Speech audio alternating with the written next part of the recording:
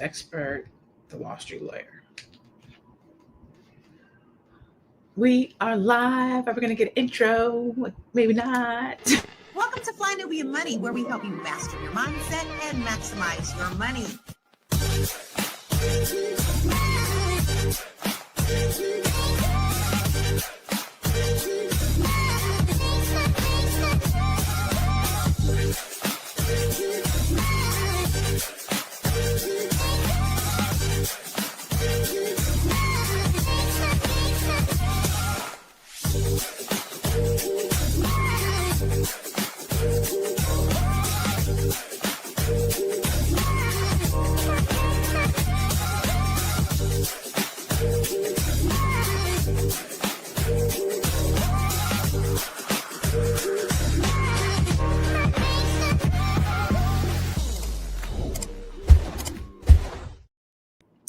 Good morning, good afternoon, depending on where you're tuning in. Welcome to Fly Nubia Money, where we help you master your mindset and maximize your money. Make sure I'm on my microphone. Okay. Today we're digging into the job market, and the numbers are tough. Black unemployment just hit its highest point since 2021. While the overall U.S. rate climbed to 4.3%, Black workers are getting hit the hardest, especially our teens. Let's talk about what's really behind these numbers, how it affects our communities, and what we can do to protect ourselves financially. I believe overall U.S. market is 4.3 and ours is, I think, 7.2 or something like that. I'm sure we're going to see the actual percentage. I don't have it in front of me right now, but I'm joined today by some amazing queens. I have Shalay Camillo, a CEO broker of Vital Source Realty. I have Aisha Verzi, a financial service expert, and I have the Wall Street lawyer, Mary Dean, in the building on today. Hey, queens, how are you guys doing on today? How's everybody doing? Doing awesome today. Good. Love to hear it. I saw Mary in Atlanta ABNC, but I haven't sat on a panel and worked with her in this capacity in years. Outside of Black Power, she's been to Black Power, but outside of that, like this in years.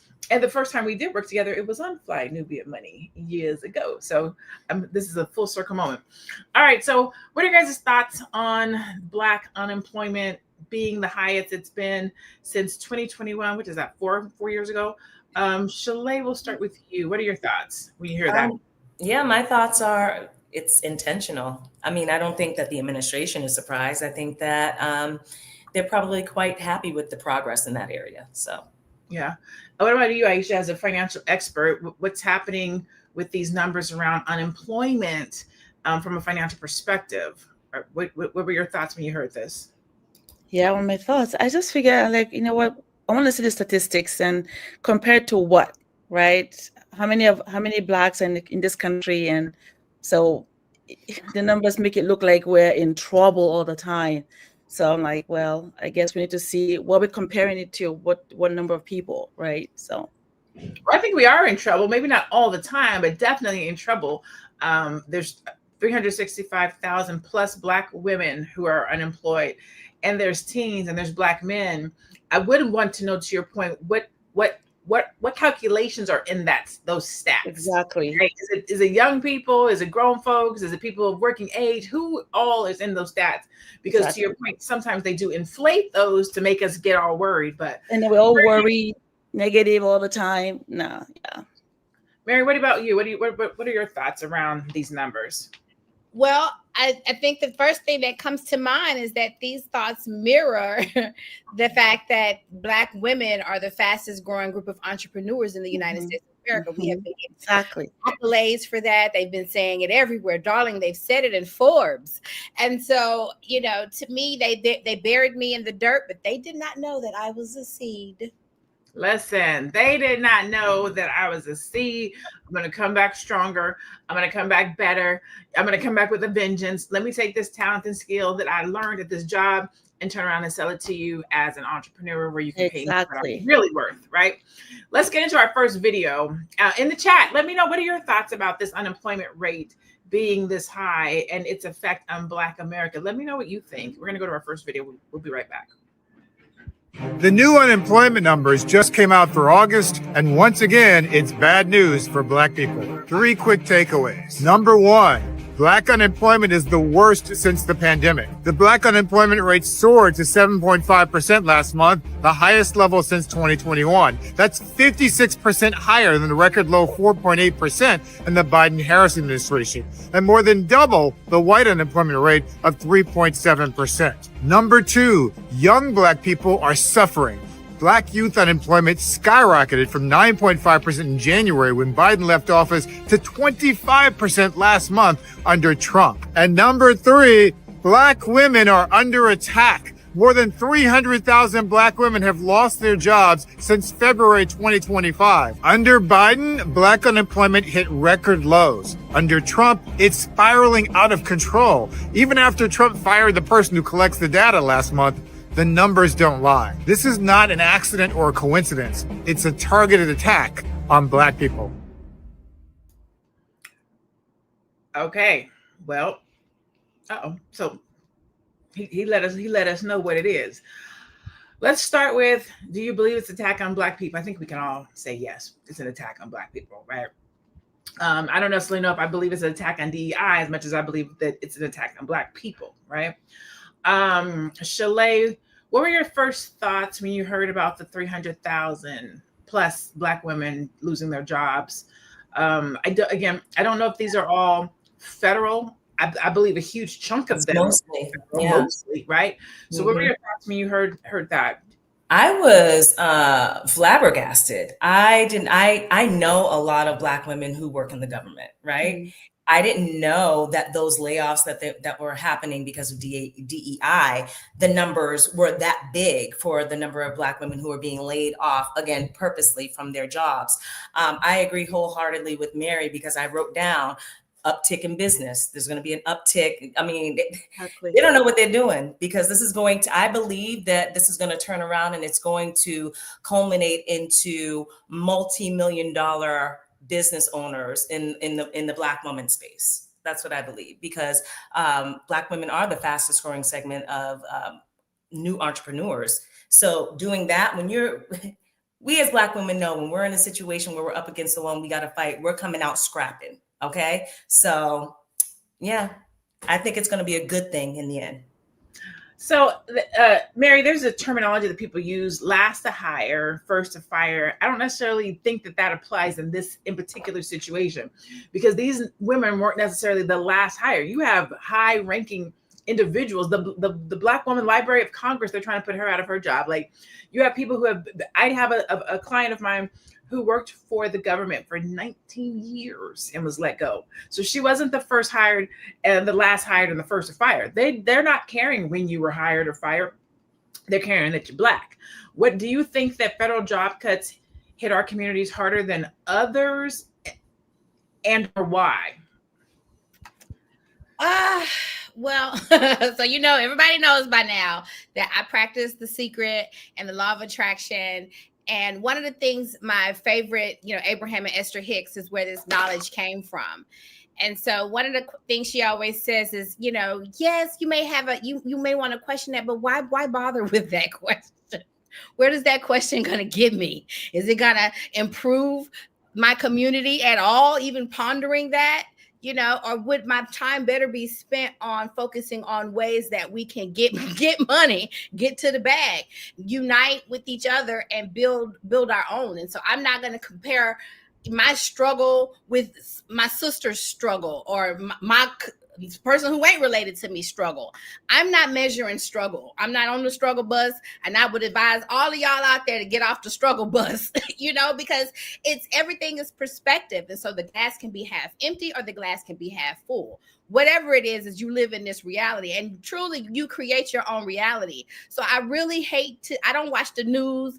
I do not deal with statistics. I'm not taking your story on. I'm not wearing your story. I'm not going to entertain your story. I'm not going to repeat your story. And I'm going to ignore you telling me the story because the story I'm creating is that we are rising up, that the last will be first and the first will be last. And so we are rising up in power. And so those of us that recognize our power are just doing just that.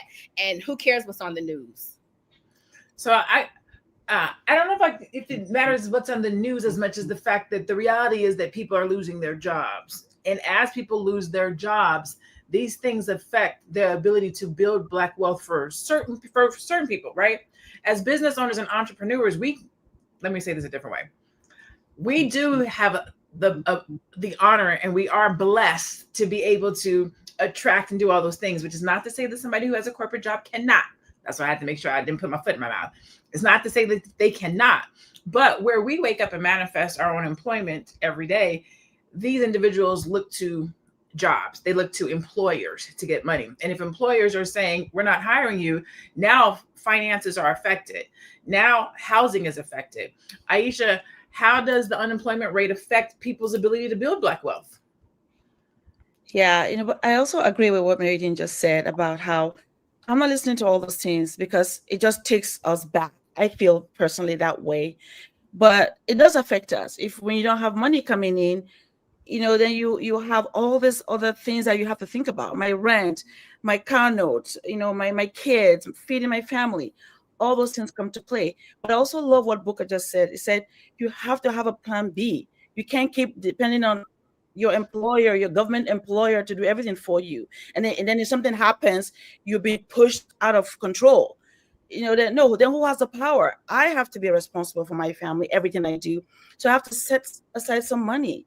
It does affect us if we don't have those plans in place. But at the same time, again, I also believe in self-governance, that you could regulate yourself, make sure that you're doing the right things for yourself and not depending on anybody out there. I know we have to in a way, but we have to take control of our own lives and not allow this negative information affect us. Because I don't listen to the news either. I'm like, compared to what? The Black people, compared to what? Because it's annoying. It makes us look as if we're always going backwards. I don't care what the president is doing right now. I will focus on my community and what can we do collectively to make sure that we don't keep hearing these nonsense stories that makes absolutely no sense. It doesn't get us anywhere, right? So really, yes, it affects us financially, but what are we doing? We have to have a plan. We have to have a plan and self-govern ourselves and stop waiting for other people to do it for us. So I agree we have to have a plan. I agree in self-governance. I agree that we have to see the light at the end of the tunnel, but I don't think we should have our heads in the sand, not watch the news, not be prepared, not know what's going on. They're playing chess, not checkers. And when we put our heads in the sand, that's how we get played. But let's take a commercial. We're going to come back and keep this conversation going. Woo! It's a good show right here. But I'm biased. If you are just tuning in, you are watching Fly Nubian Money, where we help you master your mindset and maximize your money. My name is Tiara Williams. I'm also known as Miss Black Hollywood, and I'm the proud producer of this show because it is lit. If you want to receive notifications for when we go live Monday through Friday, 1 to 2 p.m. Eastern Standard Time. All you have to do is text the word Queens to 87948. That's Queens to 87948. That's QUEENS to 87948. Also, if you want to grow your money and not blow your money, all you have to do is go to flynubianmoney.com. There's all kinds of resources, there's courses, there's free giveaways. There's just no reason to be broke in 2025. All you have to do is go to flynubianmoney.com. Obviously, you don't want to be entertained here. You want to know enough to grow. Wait, I need to put that on a shirt. You got to know to grow. Got to know to grow. So know and grow with flynubianmoney.com. So know and grow right here on flynubianmoney.com. All right, so today we're talking about when America has a cold, Black America has the flu, and we're looking at Black unemployment rates and the fact that it's hit its highest point since 2021. Well, that's only 4 years ago, and during the Biden administration, because politicians, they always want to throw out whose term it was. I would love to see what this is compared to like 10 years ago, 15 years ago, but that's a whole nother subject. Right now, this is what's happening today. We're going to go to our next video and we're going to keep this conversation going. Hello, family. Let's get right to it. You've been lied to again.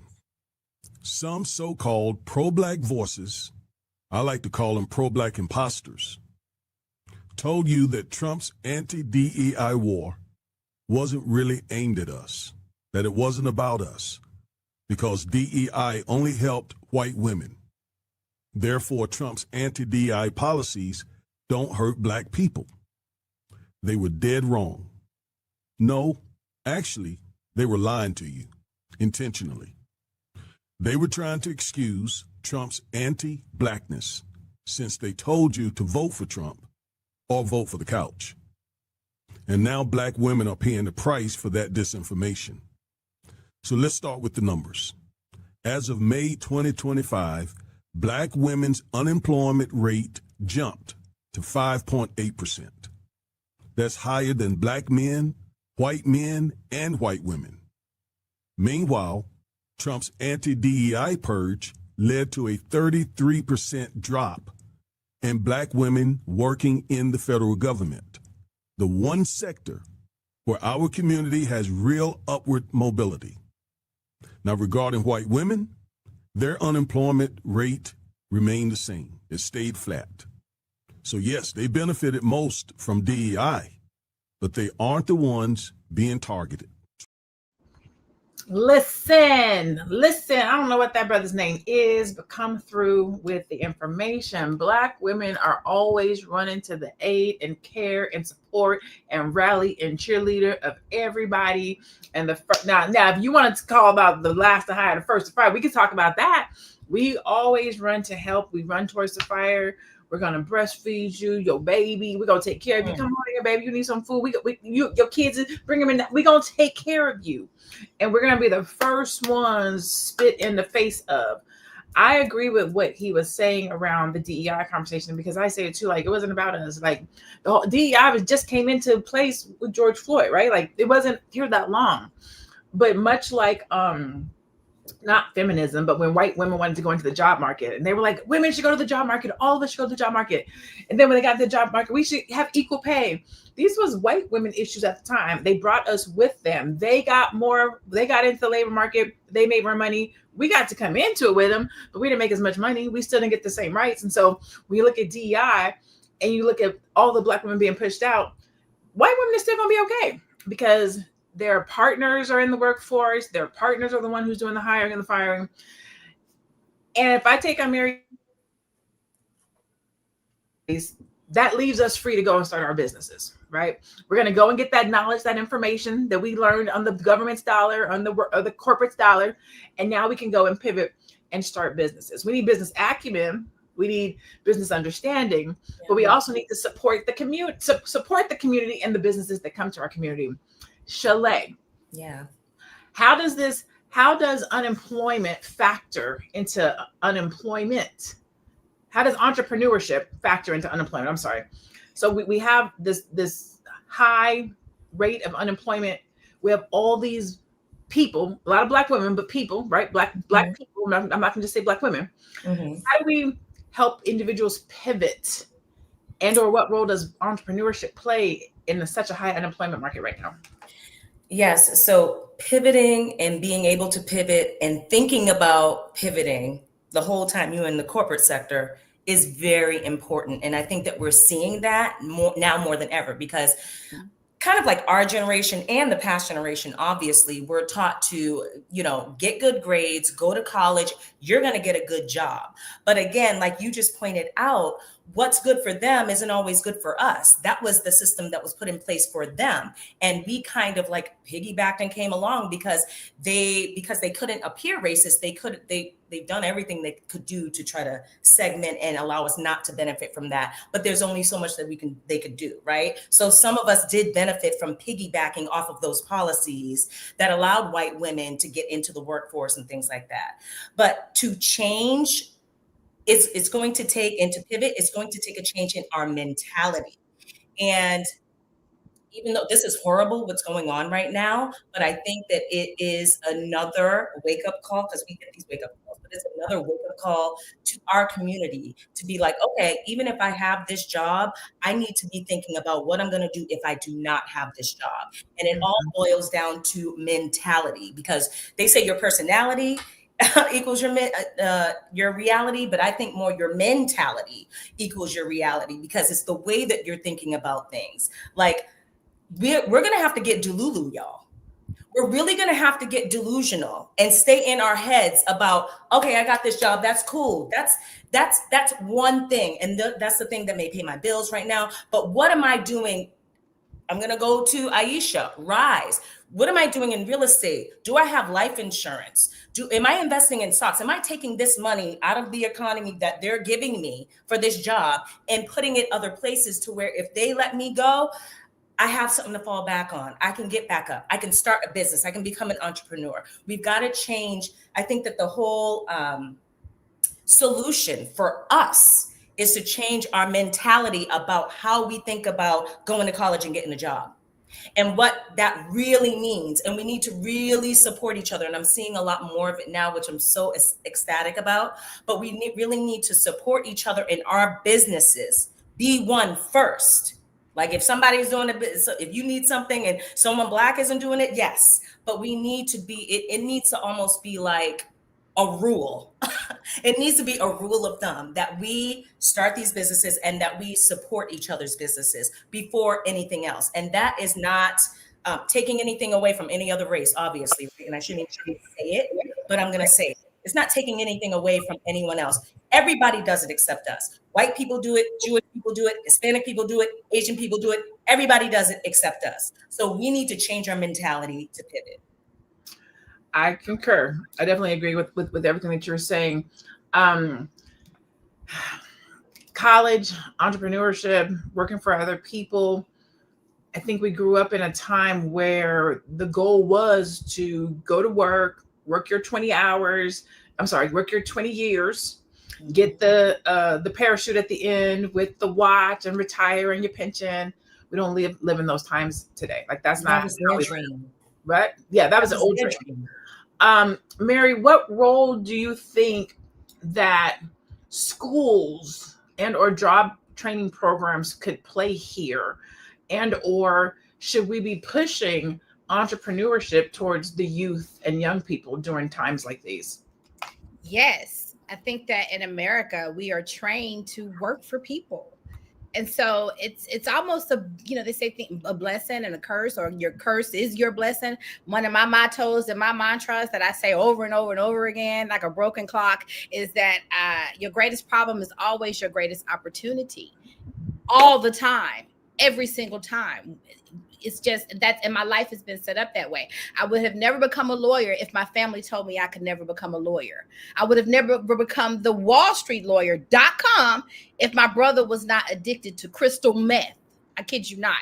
I would have never got Iyanla Vanzant, who's got the show Iyanla Fixed My Life on the Oprah Winfrey Network, to endorse my first book if I was not trying to save my brother from his drug addiction. And so every single problem is always an opportunity, period. So I'm not cursing the storm. I'm just building.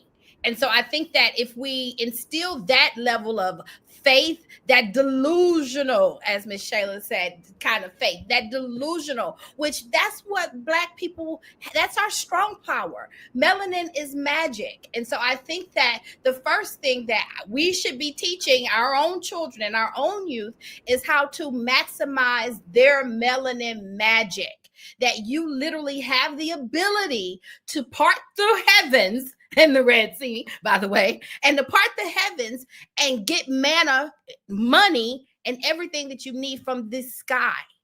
And so when you master your ability to do that, then you're not, the man can do whatever the man is going to do. You create pipelines from heaven, revenue streams for God to be able to. So when you start to say, Lord, I need some money, I got a bill to pay, I don't know what I'm going to do, he can put it in that pipe stream and it's going to come straight on down to you.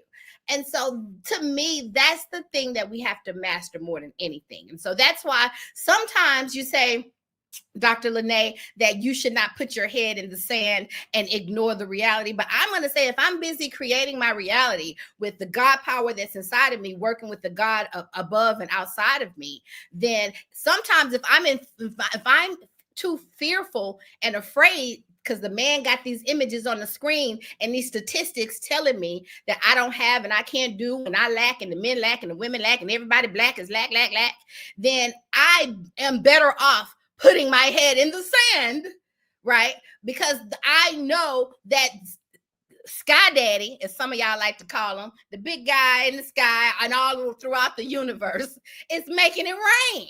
Not Sky Daddy. Not Sky Daddy, Mary. Oh my God. Okay, on that note, we're gonna take a break. I do understand and see what you're saying and where you're coming from. I just feel like we have too many people who aren't addressing reality. Like I'm a super positive person. I'm a super optimistic person, but I'm also realistic as well. Like I don't like. I think that when you're a person like you or a person like me, we can have these things, you know what I'm saying? But there are people who live a different life. And sometimes I feel like we preach propaganda to these individuals and we miss them because we're not in their reality. But we're going to keep the conversation going. We're going to take a break. We're going to come right back so I can get to Aisha. I know you're busy. You got things to do and you can't take us on the go with you every single day.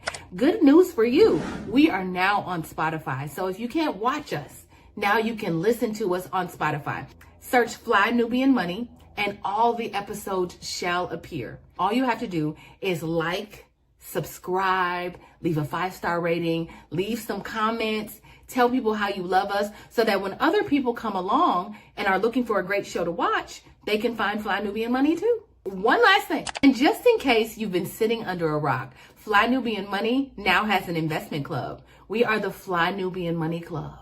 It's easy. All you have to do is go to flynubianmoneyclub.com, and I am committed to bringing in top experts from all industries to help you level up. They're teaching us the skills that we need to compete in this market. We often say that nobody is coming to save us, not the government, but guess what? We're coming to save us. I'm coming to save you with the Fly Nubian Money Club. So listen, all you have to do again is go to flynubianmoneyclub.com. We have a 30-day free trial set up just for you, just for those people that are struggling. Even if you ain't struggling, you ain't got to struggle. I'm coming. Okay, let me stop playing. I'll see you soon. Welcome back. Storm Reed says, are Black people getting fired for being Black? Yeah, but they can't say that. They're going to say something else. But they're not going to say we fired for being Black because they could be sued for that. But we know what it is. Let's take this next video and we're going to come back and we'll keep going. But the Kerner Commission really hit it on the money with unemployment. Now, economics as a weapon, unemployment as a weapon, Black men don't get married, to your point, if they don't feel that they can sustain a family. Half the Black men in most major cities in Black America have been unemployed consistently for the last 30 years. Consistently unemployed. 50% for the past 30 years. Philadelphia, Baltimore, Detroit, Chicago, go to any major city and your unemployment rate for Black males has been at 50% or greater. Now, whenever they have this conversation on crime, the narrative always is we need more police and we need more jails. You never hear anything about we need a stronger economy in the inner city because America has no plan to employ Black men. You can't destroy your people by giving them economic opportunity. Man, so I have to say that because in some places and areas, I definitely agree with what Mary is saying. And I agree with it because I've used it, right? I've had to pull, like she said in the comments, I'm not just a pretty face, even though she got a cute face. I think that once we have fought through the gutter to get to our positions in life, it's easy to be like, you can do it too. You should do it too. Everybody doesn't have the same tenacity and grit and drive. We want them to, but it's just not the truth. And so for those individuals who don't have the same get up and go and drive and pull and push that we might have, I always say that if you grew up in a certain place or area and you haven't seen anything else and your mama's mama lived that life and your daddy's daddy lived that life, it can be difficult to believe that it's going to be different for you. Some folks do, because some people will use that as like, I'm gonna be the one that breaks the generational curse. I'm gonna be the one that's gonna step up and step out. Some people use that as fuel to be like, not on my watch, not on this era. And then you see, families change. That's what you want. Like, that's what you want. You want somebody to be the generational curse breaker, the person who's going to say, we're going to do something different in this family. We're going to learn about wealth. We're not going to look for a job. We're going to do entrepreneurship. We're going to be the first generation to go to school. You want that. That's what we want. But that's not always the case. And so sometimes we have to talk to the people who don't have that get up and go and that drive and that law of attraction and all of those things, so that we can bring them along. 50% of Black men are unemployed. We wouldn't know that if we're hanging out with the 50% that are employed. So then how do we help affect, nurture, speak to, guide the 50% that are not employed? Aisha, what are the long-term risks of being unemployed for months at a time? He said consistently 50% of Black men are unemployed. What can a man and or a Black family do when they have unemployment for that long? Yeah, that's tough, right? I think what you said was so true, that if you have friends and maybe a bunch of your friends are Black, but they have jobs, but what about the other 50% that you don't know that don't have jobs, right? That makes me say, well, that's true. I never thought about it that way, because the ones that I know are working. So you never think about the other ones that are not working. So that's a good point. And it is hard, because when you're unemployed consistently, the feeling of desperation sets in. And then sometimes you will start having issues with hope and thinking, wow, is this going to be it for me? What is going to happen to me? And consequently, you start missing opportunities, because then now you're not even seeing opportunities. You're only trying to get out of where you're at. So it's almost like you're trying to dig yourself out of a hole, and you're trying to get out, but you're not being able to catch a break. That's how it probably seem like, somebody's in that situation.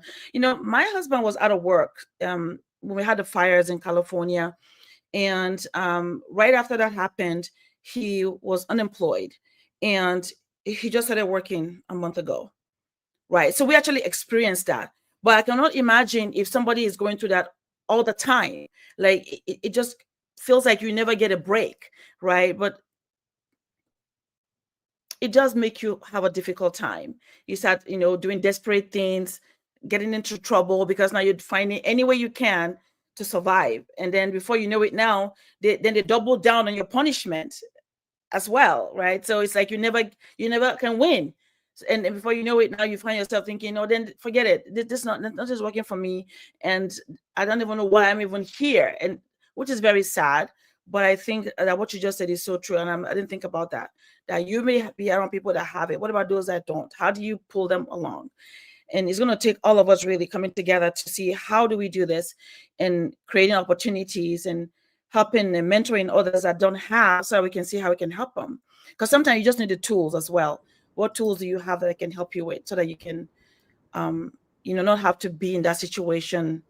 It's tough. When you said that, I say, that's a good point. But yeah, it's difficult. I think, and I think that's what it is. It is looking to see what it is and why it is, right? We can't address it if we don't look at it. Mm-hmm. If it's the boogeyman in the room, like, I don't want, what I'm saying? We have to look at it so we can say, why is this happening? How can we combat it? How can we show up for it? Is it employing people in our own businesses?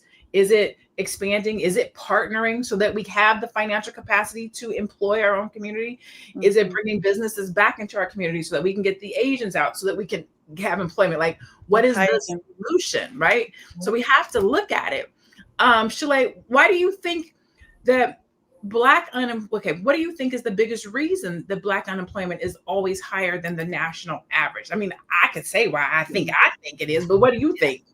I mean, it's a plethora of different things. The main reason is the system is set up for them to not do that. And then when you pile on top of that, poverty and mindset, like y'all, today, I feel like we're in sync, because every time you say something, Lene, every time you say something, Mary, every time you say something, Aisha, I have it on my notes right here to say.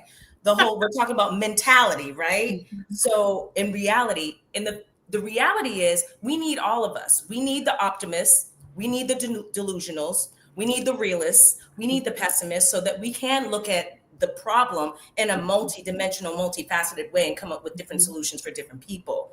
But as far as the unemployment and why, I mean, because the opportunities in a lot of areas in the country are not there.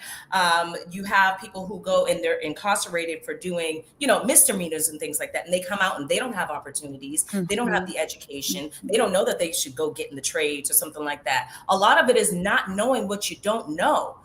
I mean, I don't know, and again, I don't want this to be a conversation where we feel like, or we're coming across like we have all the answers. I don't know about y'all. Raise your hand if you still go through this.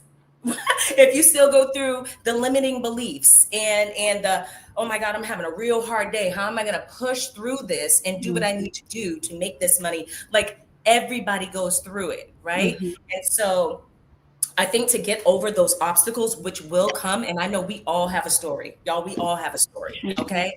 To get over those obstacles that we've been through, I've been through depression, I've been suicidal, I have been homeless, all of those things. And those are real life obstacles. And there are people watching right now that have those real life obstacles. And it's like, okay, you want me to go from my reality right now and just think it can happen. I get how that can be a disconnect, right? We need the tools. And I think that what Mary was talking about, what I've studied too, I discovered The Secret maybe in 2009 or 2010. And then, slowly but surely, it takes a while. It takes a while to get into that mindset where you really believe that you can manifest something, especially when you're going through and it's real, right? So I think that having conversations like this and us talking about it and giving people the tools, saying the books, saying the authors, go do this, listen to this podcast. Us also on a daily basis, because I know this is something that I have to do. This is a practical, actionable step that everybody can take right now. Be purposeful and mindful about what you're putting into your mind, what you're feeding yourself with. Like instead of scrolling on Instagram and looking at fights on Instagram and stuff like that, you want to change your reality, go on YouTube and look at manifestation podcasts or podcasts about whatever religion you're in. When you start to consume that type of content and those type of video, it's going to make you want to change how you look at things. It's going to make you want to change how you do things.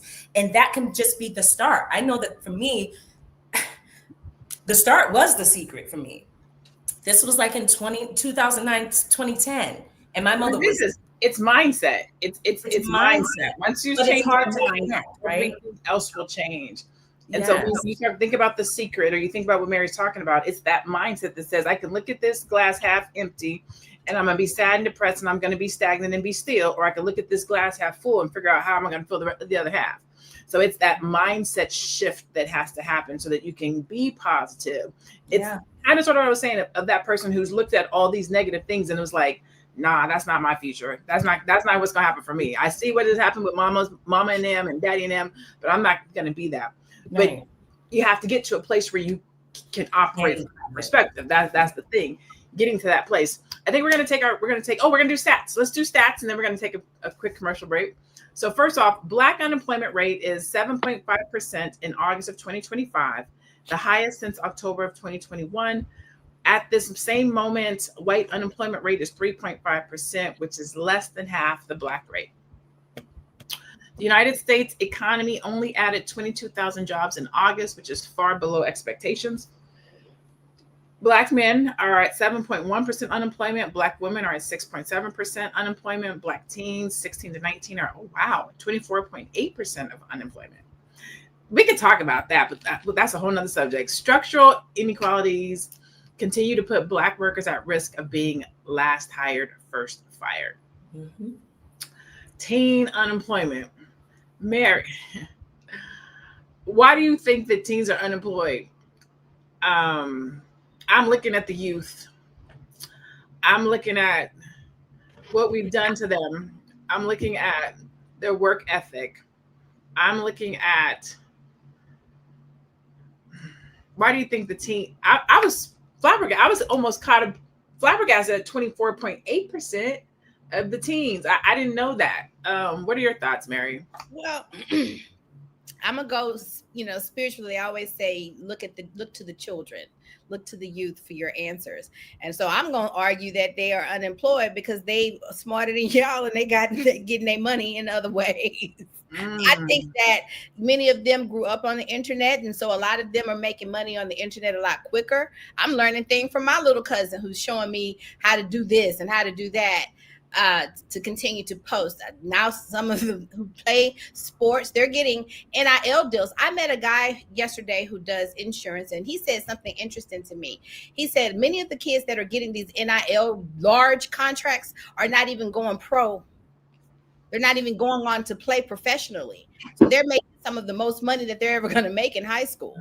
And so he's helping them, start businesses, park it here to grow,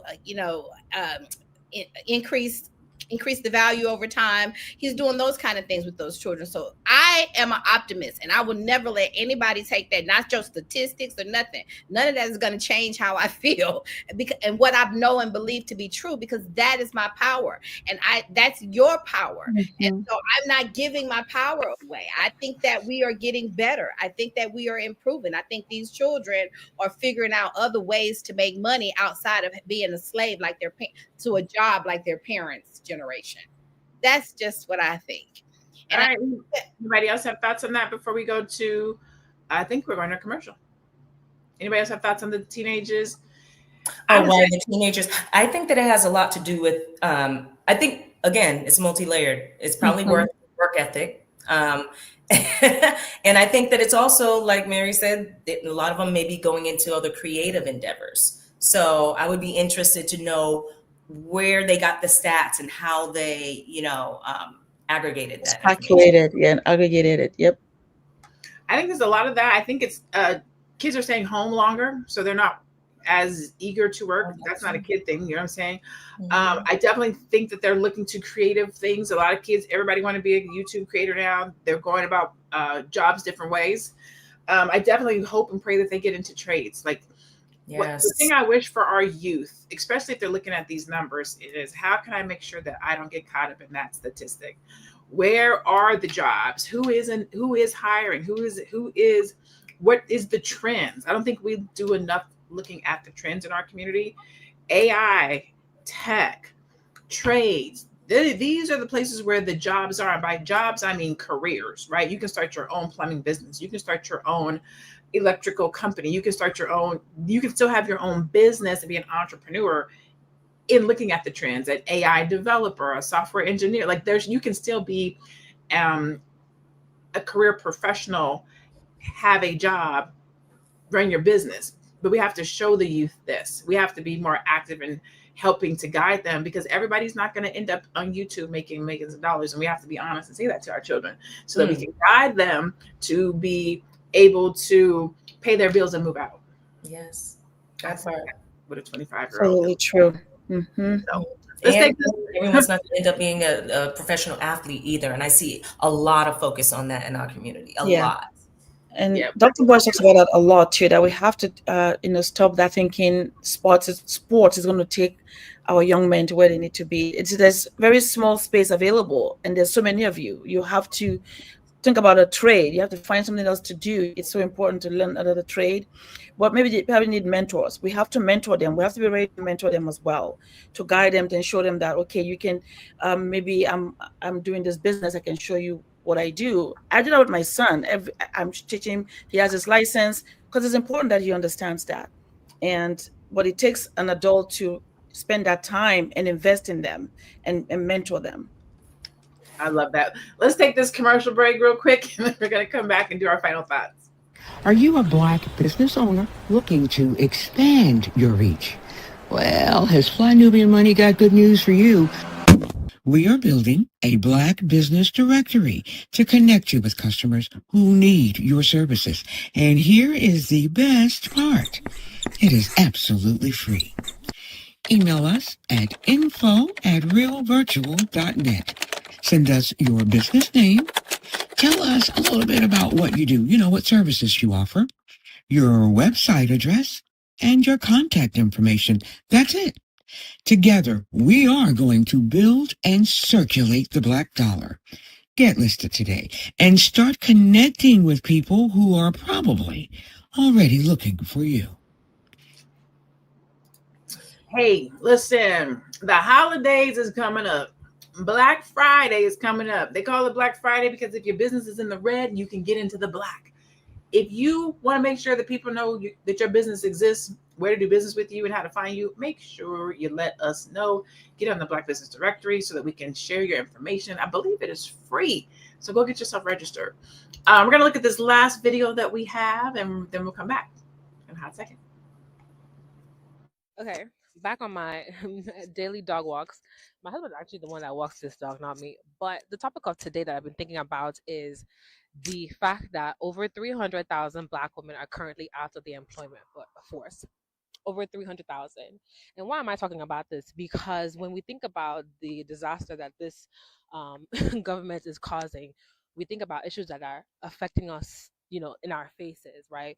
We see ICE, people are raising mutual aid funds, people are, banding together to do what they can on the local and federal level to protect the people who are at risk of getting kidnapped by ICE, right? Now, when we think about Black women and the employment rate, that is an attack. And how is that an attack apart from the obvious reason of loss of income? It's an attack on the Black community because if 300,000 Black women are out of workforce, that means 300,000 homes are losing their incomes. Black women are generationally the breadwinners in the communities. They're the breadwinners for mutual aid. They fund community projects in churches. They lead when it comes to financial management. And in homes, they most often earn more because they're the most educated and most entrepreneurial group. So if Black women are losing income, the Black community is losing income. And the Black community is losing income in this government, a generational wealth transfer will happen and it will pass us by. So I'm going to keep talking about this, but if you're listening, I want us to be more active. Talk about those conversations with people around you in the workforce. If there are initiatives that you can bring about, if there are social impact budgets that you can help raise to aid this actual attack, please put it to the forefront.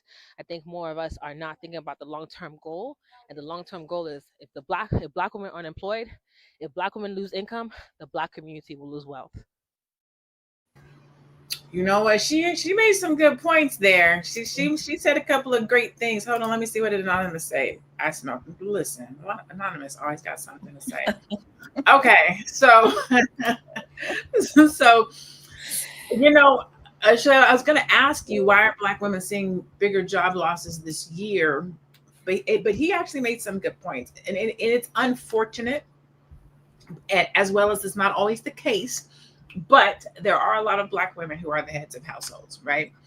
We do like to see the Black couples. We do represent and big ups Black love and all those things, but we're having a real conversation. And a lot of women, unfortunately, are the head of their household.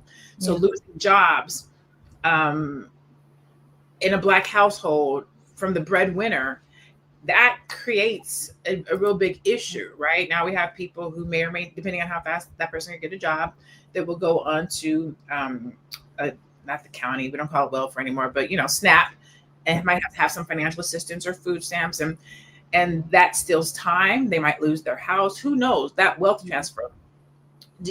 I'm not going to ask you, do you think it's systemic? I will keep my same question. Why do you think Black women are seeing the biggest losses of all the people who are losing right now? Who's that question for? That was for you, Shalay. Oh, okay. Okay. The question is why are Black women seeing the biggest losses? Yeah, unemployment. I think that it's been targeted. What they're doing with DEI and the policies that they're putting in place that are keeping women either out of positions that are lucrative for them and positions that they want, or getting rid of them from positions that they already have, is being done purposely because they know that Black women, to them, it's a threat. Black women are a lot of times the breadwinners for the community, because if a Black woman holds up her household financially, she's the one that's investing back into that community, into the economics in that community. And like the young lady was saying, projects and church and things. I know that when I go to like my neighborhood meetings and everything like that, church meetings, or even things on a city level, city council meetings, it is mostly Black women who are there. You know what I'm saying? So if a Black woman is losing her income, she's not able to invest in other areas that maybe she would have been able to invest in before. So that is a big issue. So if you take the most educated, the fastest business growing, and you take away their jobs, they can't invest in their businesses or focus on their business. I see what you're saying. I see where you're going there. Aisha, I saw a question in the chat and I lost it. How can families prepare for financial loss? I'm sorry. How can families prepare financially for job loss? Yeah, how can we prepare? I think it's just doing the simple things. That 50-30-20 rule. As you're earning your money, you have this job, 50%, try to live within your means or even below your means. 50% should go to things that you need. Those are important things. Paying your home, your car, right? And then you have to save 20%. And make sure that you have that emergency fund. Emergency fund is the most underrated part of financial job people don't have. They don't plan properly. They don't put money aside. When they earn the money, they spend it, because in our community, we're seen more as spenders. Imagine the group of people that have almost 2 trillion in spending power. Just think about that. We talk about that too, that we have that spending power. And then now we're still talking about the unemployment. So it's like it doesn't match. So we need to find a way to save our money. The simple rule, 50-30-20 rule. Save money when you have the money, so that when times like this happen, you can take care of your family no matter what.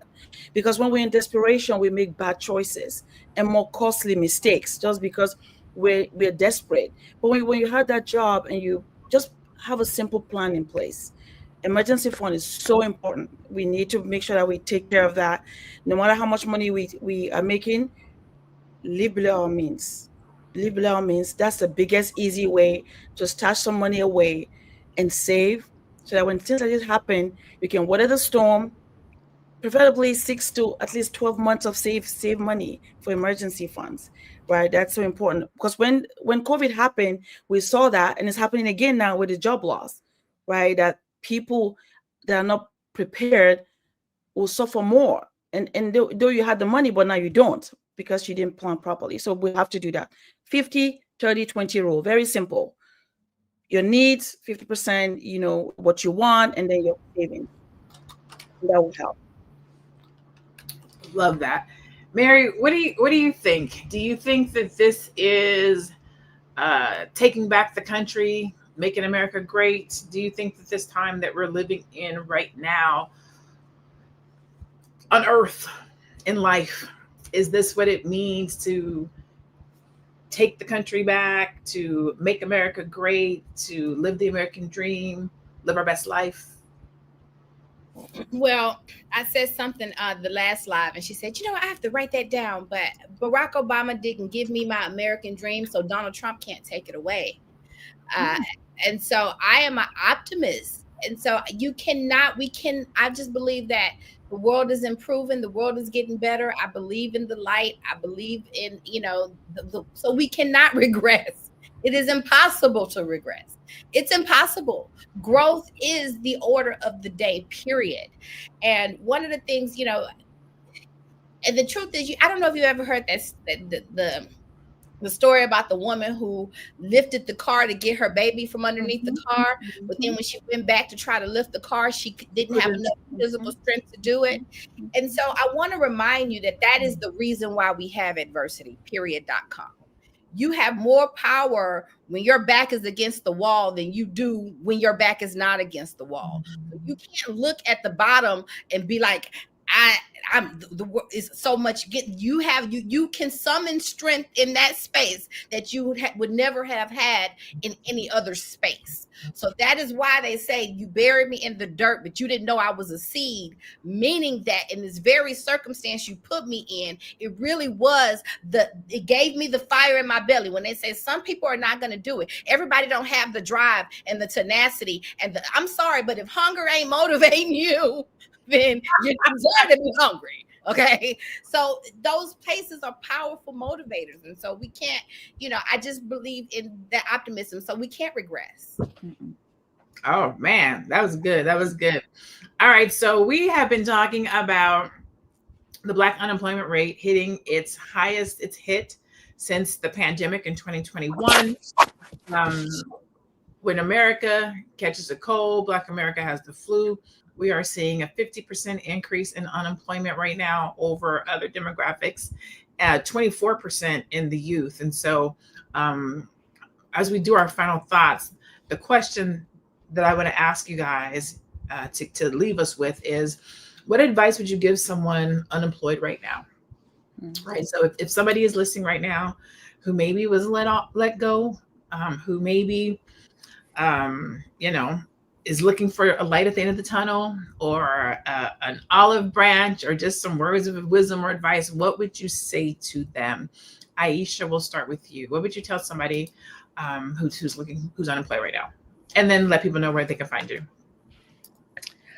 Yes, if you're currently unemployed, what I'll say is this: you're not alone. You're not alone, and this too shall pass.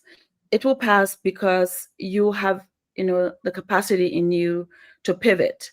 And how would you do that? I just also believe that find some people that you look up to, that you respect and appreciate, and partner with them, learn from them, see what they're doing. Because sometimes when we're stuck in a place where we feel like we're losing, and then we stay there, it takes us longer to move. But find somebody that you respect, that you can associate with, that is doing something, and just be there. Even if you want to just work just to get yourself out of that funk, just be there, work with them, and learn from them, right? Because then now you're gaining knowledge that you can now apply next time. But more importantly, you're filling yourself with positivity, not negativity, because of what is happening to you. So find good people they can associate with, so they can mentor you to something different. And then just change your mindset in your situation, knowing that this too shall pass, and that you're not alone, and there are people that are willing to work with you and help you. You just have to be willing to also be flexible at this particular time. And where can you find me? I'm in the Black Business School. I help in with insurance, and also you can reach me at www.aishaverzi.com if you need help in that space. And also, if you're looking for opportunity to have a business, we can talk, and I can help you about, to navigate that space as well. Thank you so much, Aisha. The Wall Street lawyer, what are your final thoughts? And then also, what advice would you give someone unemployed right now? Well, somebody who's unemployed right now, I would say I ain't too proud to beg now. No, I'm not above doing what I have to do to make $1. So that means if you waiting tables, one of my favorite jobs to do when I was in my early 20s, waiting tables, driving Uber, working at Kroger's, working at McDonald's, not too proud to do anything that you got to do to bring in income. That's the first thing. The second thing that I would do initially, I tell you, some of the things that I do is I like to listen to on Apple Music. One of my favorite, Money and the Law of Attraction, Money Manifestations, Money Meditations. I listen to them all day long. People want to go to the gym. People want to lose weight, but they don't want to go to the gym. People want money, but they don't want to do the things, lift the mental weights to make that money flow into their subconscious. So listening to these affirmations on repeat, writing affirmations. I see money coming into my bank account. I see money coming into anything that I could do to help me visualize it, to help my energy accept it. Those were the things that I was doing. Get a mentor. If you can't find one, you can find me, Mary Dean Esquire, at thewallstreetlawyer.com. Proud founder of blackwallstreet.com, where I wrote this book and I wrote down everything that you could do to lift your Black business to the next level, from the laws of attraction to the laws of the world. So there you have it. I like that. From the laws of attraction to the laws of the world. Okay, Mary. All right, Shelly, we're going to close out with you. What advice would you give someone unemployed right now? And then also where people can find you. Yes. So the advice that I would give is to focus on what you can do. And I mean that in two ways. I mean, what you can do as far as shifting your mentality, because that is a hard place to be in. So it could really get you down, right? So you got to shift your mentality, and you got to pull yourself up out of a rut if you're in a mental rut. So what is it that you can do there? listen to podcasts, reading books, just going out of your way every single day to try and feel good, okay? And then focus on what you can do as far as your skill set, as far as what it is that you know, as far as what it is that you're passionate about. What can you do in that arena? What can you do? And also, I'm going to say this, and this also could be age dependent. Obviously, if you're an older adult and you're unemployed, this may not work out well, but the trades, okay? I was a bricklayer in Local 3 here in New England. I was one of only 15 women in all of 3,500 guys, okay? Get into the trades if you can. If you can get into the trades, specifically if you can get into a union, you are going to be paid well. Now, you're going to have to work, and you're going to work your ass off, but Black people are no stranger to work, okay? But try and get into the trades, because that could be a jumping off point to you starting a business and buying a house and investing in stocks and getting life insurance and all of that kind of stuff. So trades. I am Shalay Camillo with Vital Source Realty here in Boston, but I can help you buy or sell real estate anywhere in the United States and Canada. So I can be found on Instagram at Shalay Camillo, on YouTube at Shalay Camillo, and you can visit my website, vitalsourcerealty.com. Thank you so much. So I'll close this out with, what advice would you give someone unemployed right now? I would say, look forward, right? Don't get stuck with the current situation that's happening with you right now. Things are difficult. Things are hard. I always tell people, if you are unemployed and you have never pulled your money out of your taxes that you paid, go get your food stamps, go get your unemployment, go get your pay, whatever money you can get from the government, go and get it, because no other time like today where you have the opportunity to withdraw it, especially if you work. I've been working since I was 14. And I knew I was going to become an entrepreneur. So when I made that transition, I pulled all of my money back out of the government and used it to fund my entrepreneur endeavors when I got started. So do that. Don't get stuck there. Somebody paid you for something. You have a talent, you have a skill, you have some type of brilliance that somebody else can benefit from. Now, I say that to say some people are supposed to work a job. Some people can be an entrepreneur, and some people are going to do both, straddle the fence. But if you feel that you are called to be an entrepreneur and you feel like there is something that you have in you, then look at this as a blessing and an opportunity to go and build something for yourself and your family that nobody can take from you. They can't fire you from it. They can't push you out. Now, be prepared to struggle. Be prepared to have to get it out the mud. Be prepared to have to work twice as hard for half as much when you get started. But if it's something that you really want, go for it. I think it was Anonymous who said, to hell with all that passion. We need to make money. Here's the thing.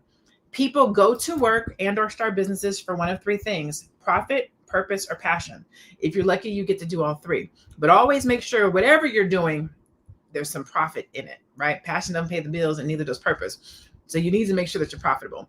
If you are a smart, intelligent, or a brilliant person and you want to learn how to monetize what you know, that's what I do. I am a monetization strategist, and I'm a brand your brilliance coach. I help Black service-based entrepreneurs who package and sell their expertise to brand their brilliance and make money off of it. So you can find me at I am Dr. Laneige Vet. That being said, the numbers show that what we've always known: when the economy slows down, our community gets hit the hardest.